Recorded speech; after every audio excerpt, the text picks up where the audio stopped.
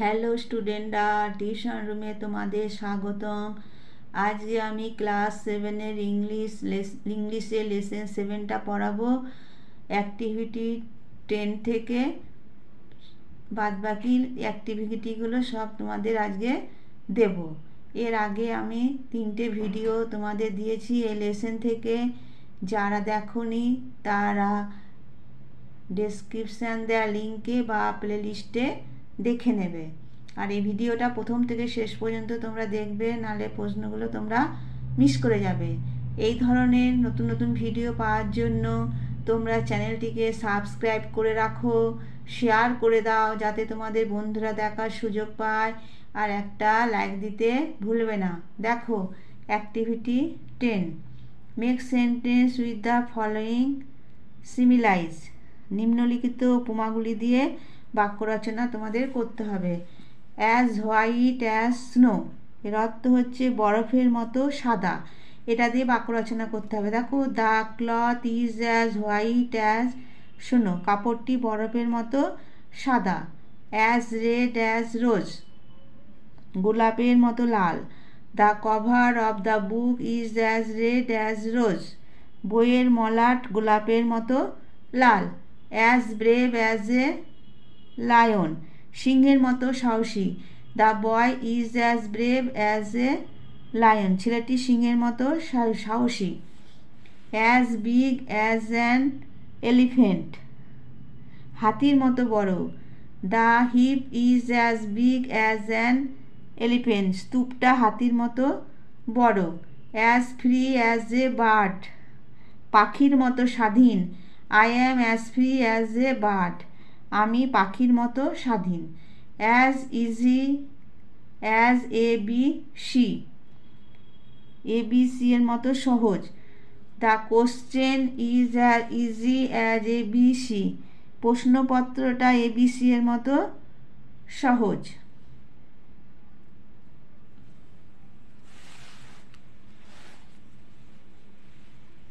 তারপর দেখো activity 11, underline the present perfect tense in the following sentence.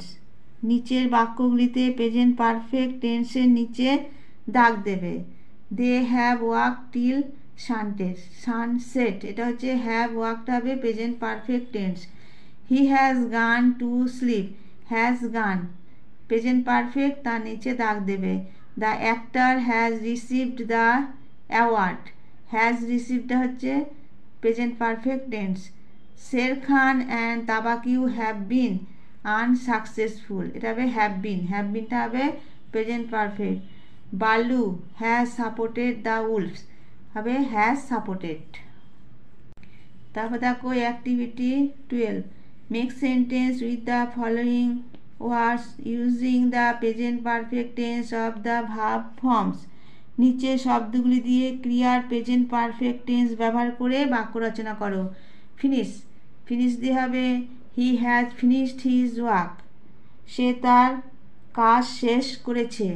Here I have heard the music, আমি বাজনাটি শুনেছি।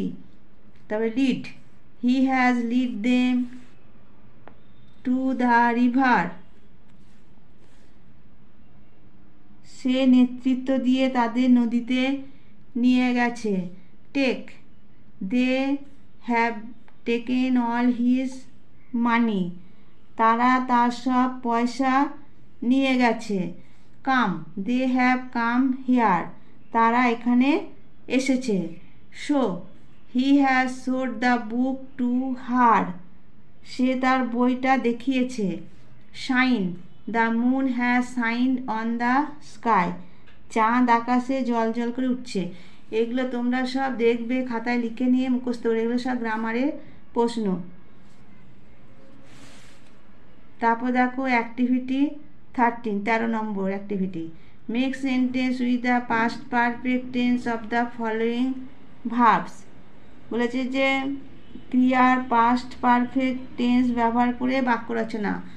Run, রানটা হচ্ছে রান থেকে হবে র্যান, এই র্যানটা দিয়ে বাক্য রচনা করতে হবে। He had ran towards our house.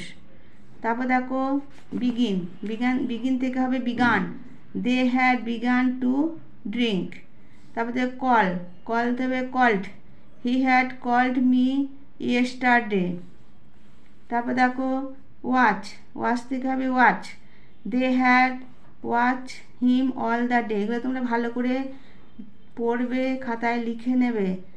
Play হচ্ছে played, I had played football once. Drop থেকে হবে dropped, she had dropped the glass. Burn থেকে হবে burned, he had burned the papers. তারপর দেখো অ্যাক্টিভিটি 14 মানে 14, choose the correct option of the given verb forms. ক্রিয়ার সঠিক বিকল্প খুঁজে বার করতে হবে।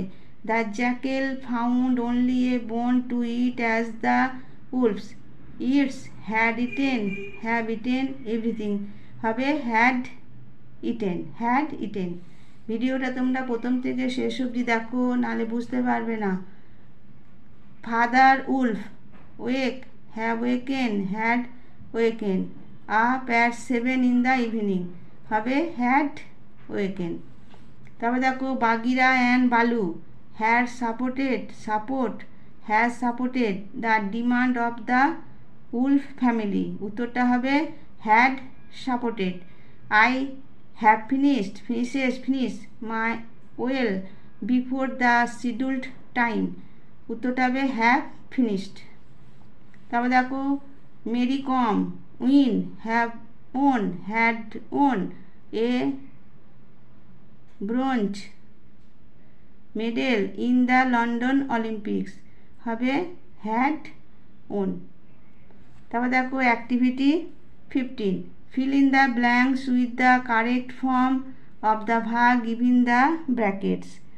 বন্ধনীতে দেওয়া সঠিক প্রকারের ক্রিয়া বসিয়ে শূন্যস্থান পূরণ করতে হবে। মোগলিস ফ্রেন্ডস, রান থেকে হবে ran away leaving the little baby. Shere Khan কামটা হবে came to the cave of the wolves in search of Mowgli.